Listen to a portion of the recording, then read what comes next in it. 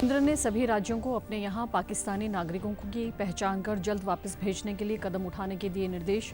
सेना प्रमुख जनरल उपेंद्र द्विवेदी ने पहलगाम पहुंचकर की सुरक्षा स्थिति की समीक्षा। मुख्य सचिव अनुराग रस्तोगी ने सभी उपायुक्तों व पुलिस अधीक्षकों के साथ आंतरिक सुरक्षा को लेकर की समीक्षा बैठक।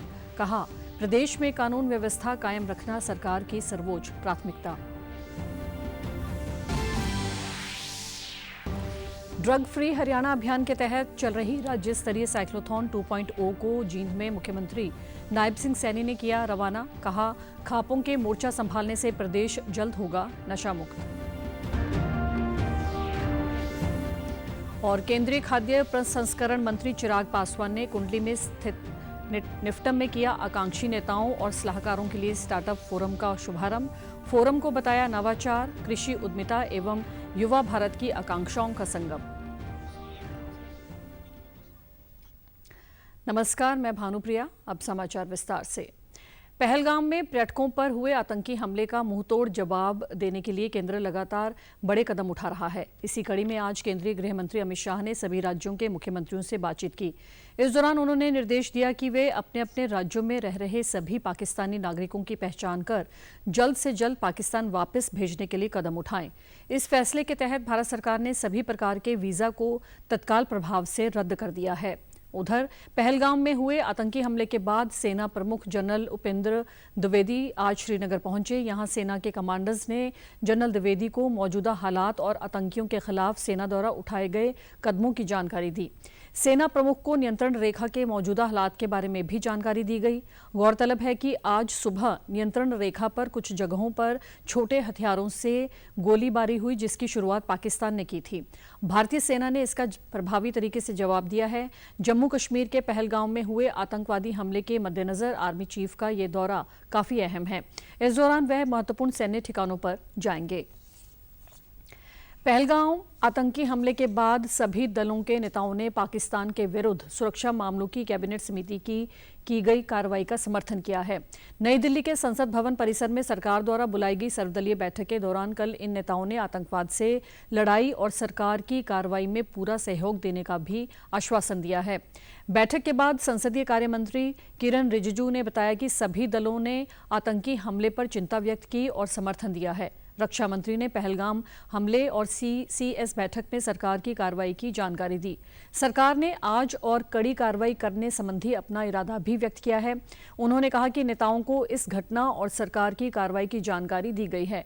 इस बैठक के दौरान किरण रिजिजू ने कहा कि सदस्यों को खुफिया ब्यूरो और गृह मंत्रालय के अधिकारियों ने इस घटना और चूक की जानकारी दी। भविष्य में इस प्रकार की घटनाओं को रोकने के लिए किए जा रहे प्रबंधन उपायों की जानकारी भी अधिकारियों ने दी।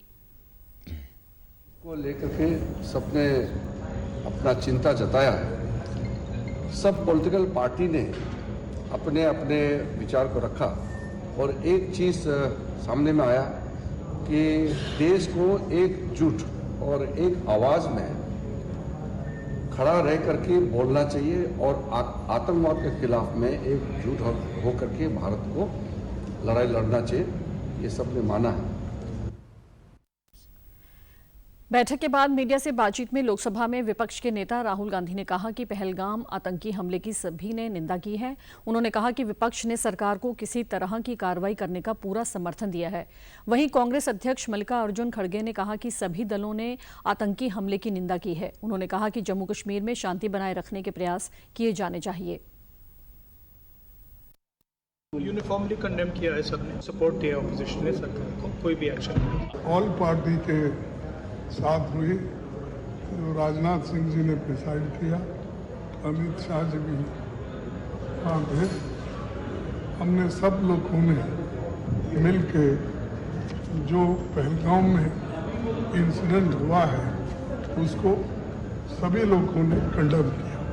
ऑल पार्टी इर्रेस्पेक्टिव ऑफ ये वो ऐसा कुछ। और दूसरी चीज़ हमने ये कहा कि कश्मीर में शांति रखने के लिए वो अच्छा प्रयास करें और वहाँ पर शांति रखना जरूरी है।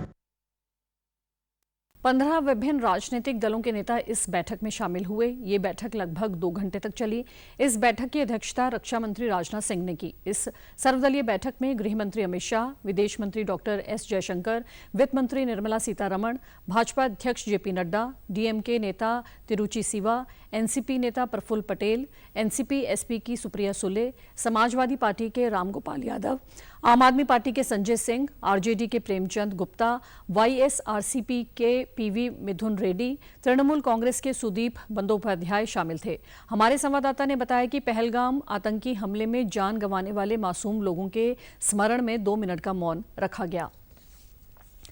प्रदेश के मुख्य सचिव अनुराग रस्तोगी ने प्रदेश में शांति, सद्भाव और भाईचारा बनाए रखने की राज्य सरकार की प्रतिबद्धता दोहराते हुए कहा कि कश्मीर के पहलगाम में हुई आतंकी घटना के बाद प्रदेश में कानून व्यवस्था कायम रखना राज्य सरकार की सर्वोच्च प्राथमिकता है। उन्होंने आज वीडियो कॉन्फ्रेंस के माध्यम से उपायुक्तों और पुलिस अधीक्षकों के साथ प्रदेश में सुरक्षा व्यवस्था की समीक्षा करते हुए असामाजिक तत्वों पर कड़ी नजर रखने के निर्देश दिए हैं। उन्होंने कहा कि परस्पर सौहार्द और सामाजिक एकता को भंग करने का प्रयास करने वालों के खिलाफ तुरंत कार्रवाई की जाए। बैठक के दौरान गृह विभाग की अतिरिक्त मुख्य सचिव डॉक्टर सुमिता मिश्रा ने सुरक्षा तंत्र को मजबूत करने के उद्देश्य से कई निर्देश जारी किए। उन्होंने जिला प्रशासन से गश्त बढ़ाने, स्थानीय खुफिया जानकारी जुटाने के तंत्र को दुरुस्त करने और संभावित संवेदनशील क्षेत्रों पर निरंतर निगरानी बनाए रखने का आह्वान किया। डॉक्टर मिश्रा ने विशेष रूप से सोशल मीडिया प्लेटफॉर्म की निगरानी पर बल देते हुए अधिकारियों को निर्देश दिए कि गलत सूचना फैलाने वाले या सांप्रदायिक माहौल को खराब करने का प्रयास करने वाले लोगों के खिलाफ सख्त कानूनी कार्रवाई की जाए।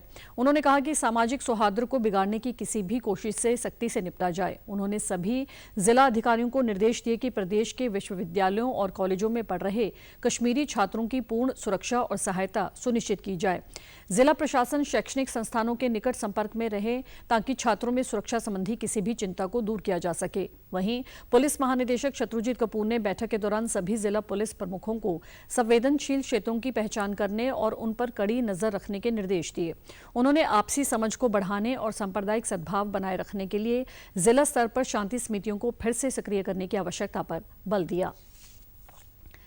पहलगाम में पर्यटकों पर हुए आतंकी हमले के विरोध में आज प्रदेश के कई शहरों में विरोध प्रदर्शन किया गया। हिसार में विश्व हिंदू परिषद ने स्थानीय निवासियों के साथ रोष प्रदर्शन किया। इस अवसर पर विहिप सदस्यों ने परिजात चौक पर पाकिस्तान का झंडा फूंका। संस्था के सदस्य प्रोफेसर दीपक कुमार ने कहा कि पहलगाम में हुए आतंकी हमले से पूरे देश में आक्रोश है। उन्होंने पाकिस्तान के खिलाफ भारत सरकार द्वारा लिए गए फैसलों की सराहना करते हुए कहा कि इन फैसलों का हम स्वागत करते हैं। सरकार को और अधिक कड़े फैसले लेने चाहिए। हम स्वागत करते हैं भारत सरकार का, लेकिन हिंदू समाज उससे संतुष्ट नहीं है और कठोर से कठोर कार्रवाई हो। ऐसी कार्रवाई हो कि आतंकियों की 10 नस्लें 10 पुश्तें ये याद करें कि हम पर ऐसी कार्रवाई हुई थी, ऐसा दंड मिला था, ताकि हमें हिंदू समाज पर कोई आक्रमण नहीं करना। आज के बाद हम ये चाहते हैं कि अगर उन दुष्टों ने हमारे 28,000 युवा मारे हैं तो 28 युवा मारे हैं तो हम उनके 28,000 पाकिस्तान में घुसकर मरवाएं, तब हमें संतोष होगा। और जैसे ये जिहादी हमारे अंदर घुस के मारते हैं, बार बार आते हैं, इनका इतना सर्वनाश कर दें कि आने वाले समय में इनकी 10 पीढ़ियां भी हमारे भारत में घुसने की कोशिश ना करें। हमारे भाइयों को, हिंदुओं को बोल के मारा है कि जाओ कह दो अपने मोदी से।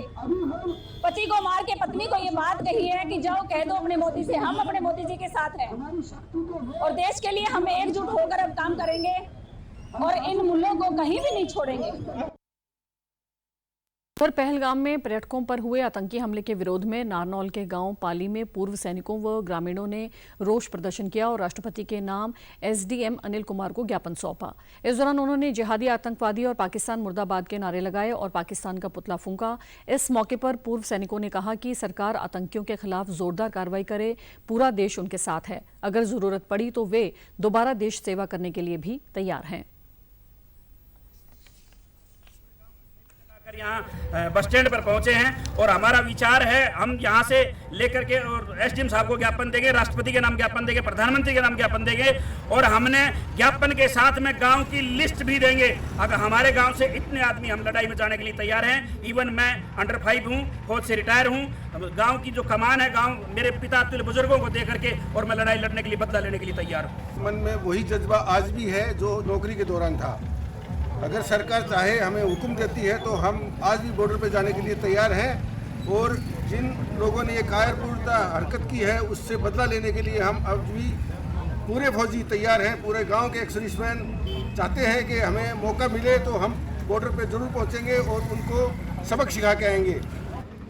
इस कायराना हरकत के लिए हमने पहले भी अल्ताफ जैसे मिलिटेंटों को उस पीर पंजाल की पहाड़ियों से पैर के रस्सी बांध के घसीटा है। आज वो ही जोश फिर है, उन मिलिटेंटों को घसीटने के लिए हम तैयार हैं। पहलगांव में जो दुर्दांत नृशंस दानवीय हमला हुआ है उसे लेकर एक चौंकाने वाली बात सामने आई है। ये हमला भले ही पाकिस्तान पोषित आतंकवादियों ने किया है, लेकिन इस हमले का पैटर्न यानी तरीका बिल्कुल वही है जो हमास ने इजराइल में किया था। हमास ने इसी तरह से 7 अक्टूबर 2023 को इजराइल पर हमला किया था। बस अंतर ये है कि तब यहूदियों को धर्म के नाम पर मारा गया था और अब पहलगाम में धर्म पूछकर मारा गया है। पहलगाम में हमले के दौरान आतंकी धर्म पूछ कर गोलियां मार रहे थे और पर्यटक बदहवासी में इधर उधर भाग रहे थे। पर्यटक इतने डरे हुए थे कि हमले के बाद जब भारतीय सेना के जवान पहुंचे तो पर्यटक इन्हें भी देखकर डर गए। एक महिला जवानों से जान की भीख मांगने लगी। दहशत के कारण महिला ने समझा कि ये भी आतंकी हैं। देखिए ये विशेष रिपोर्ट।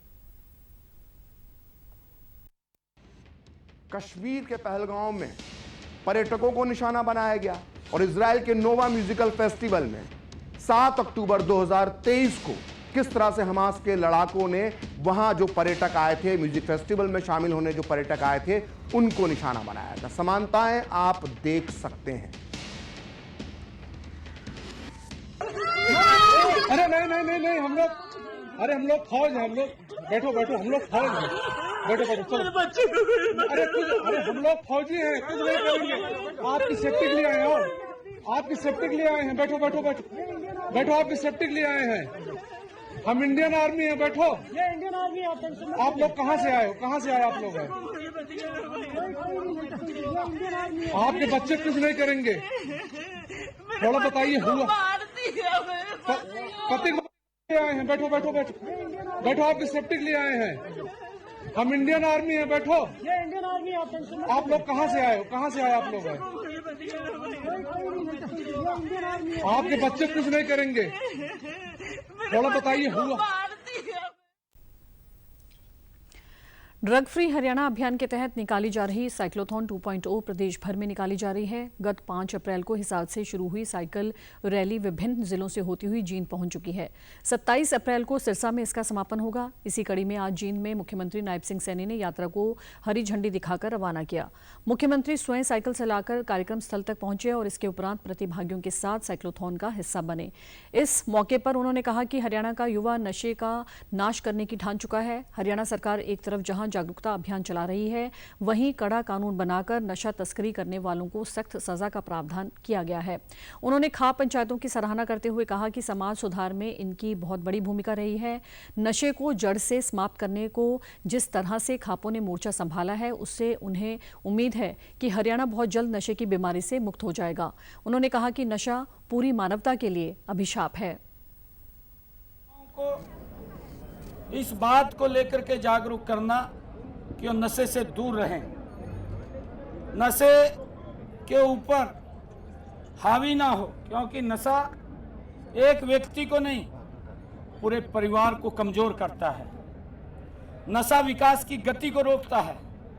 आज हरियाणा प्रदेश का हर नागरिक इस बात को लेकर के जागरूक है और इसको लेकर के अवेयर है कि नशे के खिलाफ आज ये जन आंदोलन नहीं, आज एक नशे के खिलाफ दीवार बन करके खड़ा हो गया।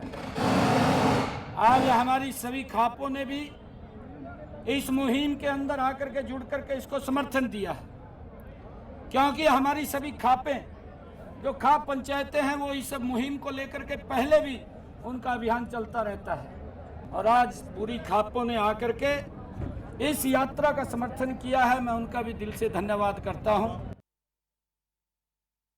कहा कि हाल ही में पहलगाम में हुए आतंकी हमले के लिए पैसा भी नशा तस्करी करने वाले रैकेट से मिला है। आज नशा पूरी दुनिया के सामने सबसे बड़ी चुनौती है। ये मुहिम न केवल नई पीढ़ियों के भविष्य को अंधकार में होने से बचाने वाली है, बल्कि हमारे सामाजिक ताने बाने को बर्बाद करने वाले नशे रूपी शैतान पर भी प्रहार करने की है।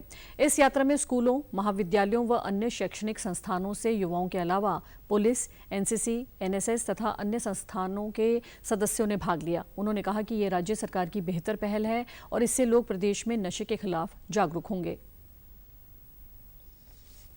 हमारे मुख्यमंत्री ने साइकिल रैली निकलवाई युवाओं को नशे से बचाने के लिए। उन्होंने यह कार्यक्रम हिसार से शुरू किया तथा आज इस साइकिल रैली में हमारे स्कूल के अध्यापक व अध्यापिकाओं तथा बच्चों ने बढ़ चढ़कर भाग लिया। केंद्रीय खाद्य प्रसंस्करण मंत्री चिराग पासवान ने आज कुंडली स्थित राष्ट्रीय खाद्य प्रौद्योगिकी उद्यमिता एवं प्रबंधन संस्थान में 2 दिवसीय सुफलाम 2.0 स्टार्टअप फोरम का उद्घाटन किया। कार्यक्रम में उपस्थित इनोवेटर्स व उद्यमियों को संबोधित करते हुए उन्होंने कहा कि ये स्टार्टअप कॉन्क्लेव इनोवेशन, कृषि उद्यमिता एवं युवा भारत की आकांक्षाओं का संगम है। जैसा कि प्रधानमंत्री नरेंद्र मोदी कहते हैं कि स्टार्टअप अब एक सामाजिक संस्कृति बन चुका है और कोई भी इस सामाजिक संस्कृति को रोक नहीं सकता। खाद्य प्रसंस्करण क्षेत्र में इस भावना को जीवंत रूप में देखकर अत्यंत खुशी हुई है। उन्होंने कहा कि ये कार्यक्रम वर्तमान व प्रस्तावित निफ्टम संस्थानों के समन्वय से एक भविष्योन्मुखी एवं वैश्विक स्तर पर प्रतिष्ठित खाद्य इकोसिस्टम को सशक्त बनाएगा। आइए हम सब मिलकर ऐसा भारत गढ़ें जहां दुनिया के हर डाइनिंग टेबल पर कम से कम एक खाद्य उत्पाद मेड इन इंडिया हो। वहीं पहलगाम में हुए हमले को लेकर उन्होंने कहा कि सरकार द्वारा इसका करारा जवाब दिया जाएगा। आप एक साथ एक मंच पर लेकर आते हैं और उनको कोलैबोरेट कराते हैं उन लोगों के साथ जो संभवतः उसको आगे लेकर जा सकने की क्षमता रखते हैं। हम लोग भी ये प्रयास हर साल वर्ल्ड फूड इंडिया के माध्यम से हम लोग करते हैं, पर उसमें राइटली सेट कई अलग अलग क्षेत्रों से जुड़े हुए लोग आते हैं, बट यहाँ पे सिर्फ स्टार्टअप स्पेसिफिक यहाँ पे चर्चा होती है। वो लोग जो मेहनत से अपनी बुद्धि लगाकर अपनी सीमित क्षमताओं में रहकर उस सोच को विकसित करने का कार्य करते हैं जो आने वाले दिनों में खाद्य प्रसंस्करण से जुड़े हुए कई समस्याओं का समाधान करने के लिए संभवतः सक्षम हो सकती है। इंडियन नेशनल लोकदल ने अपने संगठन का विस्तार करते हुए हरियाणा में 27 हल्का अध्यक्षों की नियुक्ति की है। पार्टी के प्रदेश अध्यक्ष रामपाल माजरा ने कल चंडीगढ़ में पार्टी कार्यालय में प्रेस वार्ता के दौरान संगठन में की गई नियुक्तियों की सूची जारी करते हुए कहा कि अब पार्टी को और मजबूत किया जाएगा। इससे पहले इनेलो नेताओं ने पहलगाम में हुए आतंकी हमले में मारे गए सैलानियों की आत्मिक शांति के लिए 2 मिनट का मौन रखकर उन्हें श्रद्धांजलि दी। इस दौरान माजरा ने कहा कि आतंकवादी हमला कर देश की सुरक्षा को ललकारा गया है। उन्होंने केंद्र सरकार से इस पर कड़ी कार्रवाई करने और आतंकवादियों को मुंहतोड़ जवाब देने की मांग की है। 12 जोन के 27 विधानसभा क्षेत्र हैं, उनके हल्का क्षेत्रों की अभय सिंह चौटाला जो हमारे राष्ट्रीय अध्यक्ष हैं और इन सभी पार्टी के निष्ठावान नेताओं से संपर्क करके सबसे विचार विमर्श करके मंथन करके हम इस नतीजे पे पहुंचे हैं कि आज हम अपने क्षेत्रवार अध्यक्ष नियुक्त करते हैं। आज पूरे देश में इस बात की चिंता है कि हमारी सुरक्षा खतरे में है। पहलगाम में हुई घटना की हमारी पार्टी के राष्ट्रीय अध्यक्ष अभय सिंह चौटाला इसकी घोर निंदा करते हैं। प्रदेश के कैबिनेट मंत्री कृष्ण कुमार बेदी ने आज यमुनानगर जिला लोक संपर्क एवं कष्ट निवारण समिति की बैठक में लोगों की समस्याएं सुनी। बाद में उन्होंने बताया कि इस दौरान मुख्यमंत्री के समक्ष रखे गए 16 में से 12 परिवादों का मौके पर ही निपटान किया गया और बाकी के लिए अधिकारियों को आवश्यक निर्देश दिए गए। उन्होंने कहा कि सभी अधिकारी लोगों की समस्याओं का जल्द से जल्द निवारण करें ताकि उन्हें कार्यालयों के चक्कर न काटने पड़े। सरकार भ्रष्टाचार पर जीरो टॉलरेंस की नीति पर कार्य कर रही है।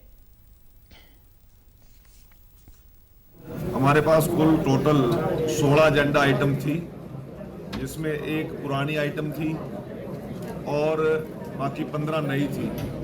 आज सभी पक्षों को सुन के और इसका निपटान करने के लिए आज 4 आइटम ऐसी हैं जो पेंडिंग रह गई हैं, जिनमें अधिकारियों का कुछ मामले थे, उन्होंने इसमें तैयारी करके आनी थी, या उसके बजट का इशू था, या कोई कोर्ट जब सब जुडिस मैटर थे। तो लगभग आज हमने 12 एजेंडा आइटम को निपटान कर दिया है।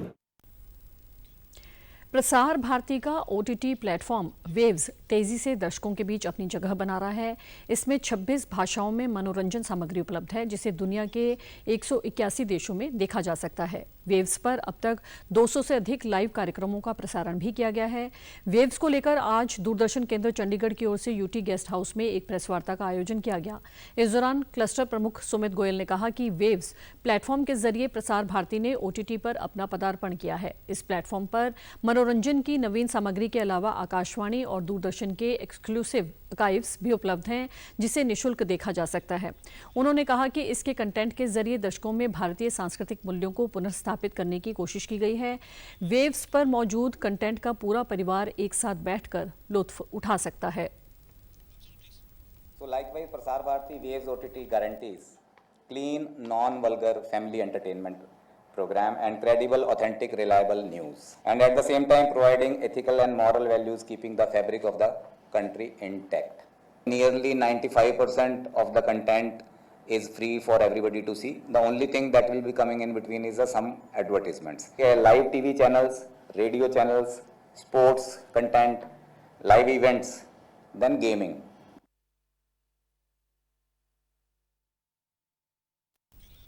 सुमित गोयल ने बताया कि इस प्लेटफॉर्म पर स्वास्थ्य, जीवन शैली, भक्ति संगीत, समाचार जैसे कई विषयों के कार्यक्रम उपलब्ध रहेंगे, जिन्हें 10 भाषाओं में देखा जा सकता है।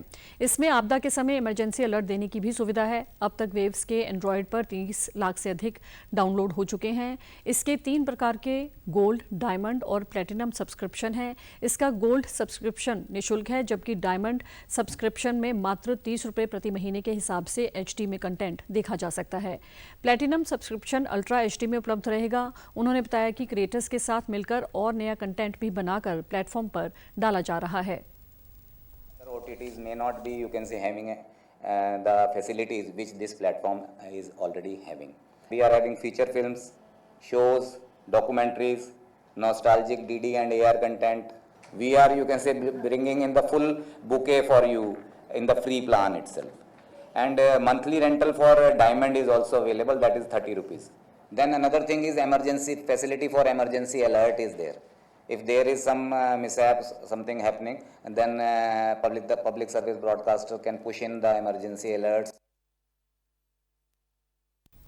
विश्व ऑडियो विजुअल और मनोरंजन शिखर सम्मेलन यानी कि वेव्स से पहले क्रिएट इन इंडिया टैलेंट कई लोगों को अपने जीवन को बदलने का अवसर दे रहा है। इस बारे में लोगों को जागरूक करने के उद्देश्य से कल दूरदर्शन चंडीगढ़ में पंजाब यूनिवर्सिटी के पत्रकारिता एवं जनसंचार विभाग के विद्यार्थियों के साथ विशेष चर्चा की गई। इस मौके पर सहायक निदेशक समाचार आकांक्षा सक्सेना और क्लस्टर प्रमुख सुमित गोयल ने विद्यार्थियों को वेव्स उपयोगिता और भविष्य में इसकी बढ़ती आवश्यकता पर जानकारी दी। उन्होंने बताया कि मुंबई में 1 से 4 मई तक वेव्स सम्मेलन का आयोजन होने जा रहा है, जो युवाओं के लिए एक बेहतरीन प्लेटफॉर्म साबित होगा।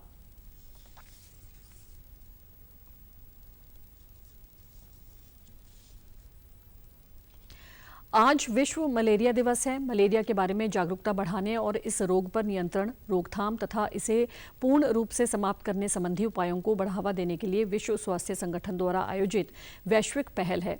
इस वर्ष मलेरिया दिवस की थीम मलेरिया का अंत, पुनर्निवेशन, पुनर्कल्पना, पुनर्जागृति है।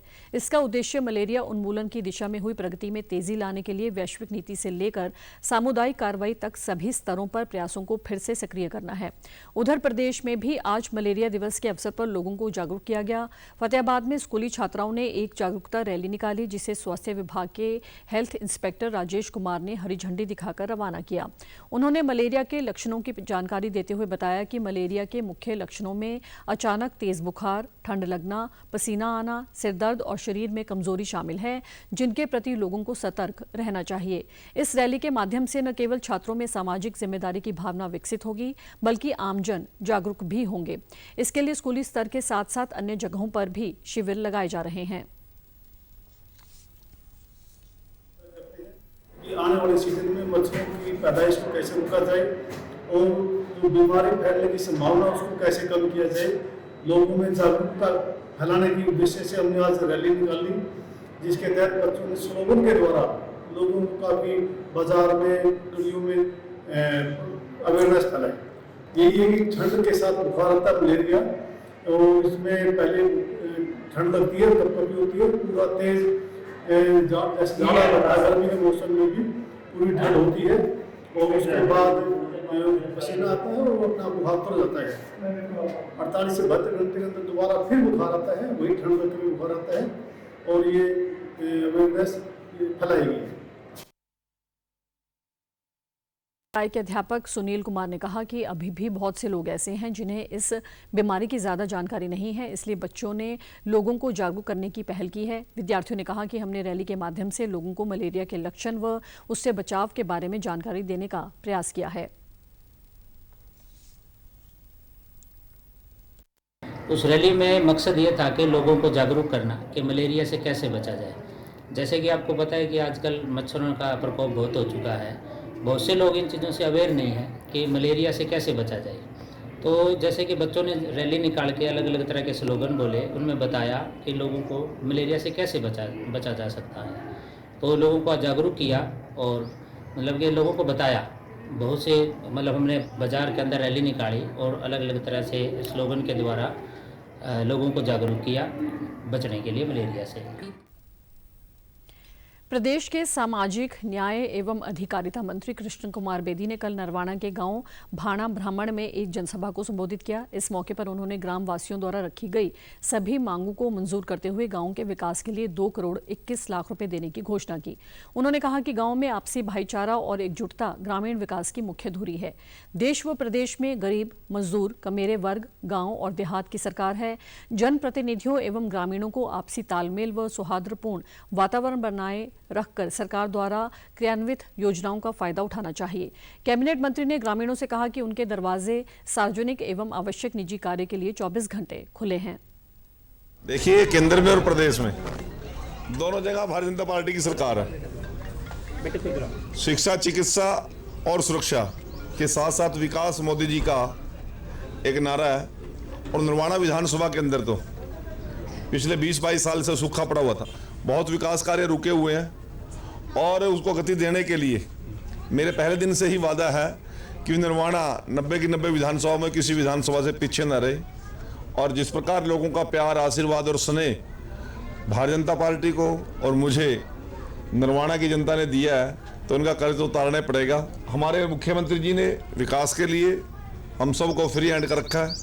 प्रधानमंत्री जी जब भी हरियाणा प्रदेश में आते हैं, करोड़ों करोड़ रुपए का आशीर्वाद हमारे मुख्यमंत्री जी को और हमें देकर जाते हैं। तो ये देश और प्रदेश की तरक्की के साथ साथ नरवाना भी तरक्की के मामले में इसी प्रकार बराबर आगे बढ़े, क्योंकि पिछड़ापन और यहाँ का विकास कार्य जो रुके हुए थे उसको सुचारू रूप से चलाने के लिए बजट की जरूरत है।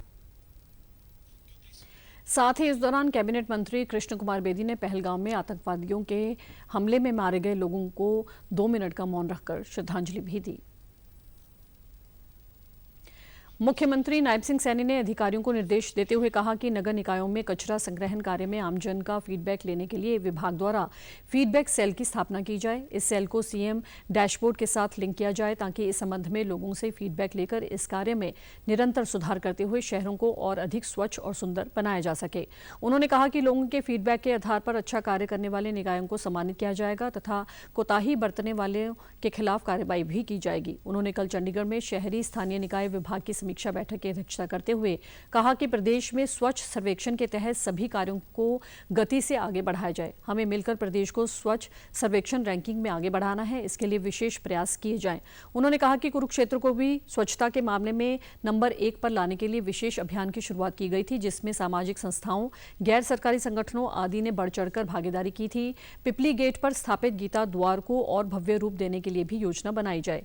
बेसहारा गौवंश प्रबंधन की समीक्षा करते हुए मुख्यमंत्री ने निर्देश दिए कि गौवंश को पकड़ने के बाद उन्हें गौशाला या नंदीशाला में छोड़ते हुए उनकी QR कोड के माध्यम से टैगिंग करने संबंधी संभावनाओं को तलाशा जाए। सभी शहरों को बेसहारा पशुओं से पूरी तरह से मुक्त करने की दिशा में निरंतर कार्य किया जाए।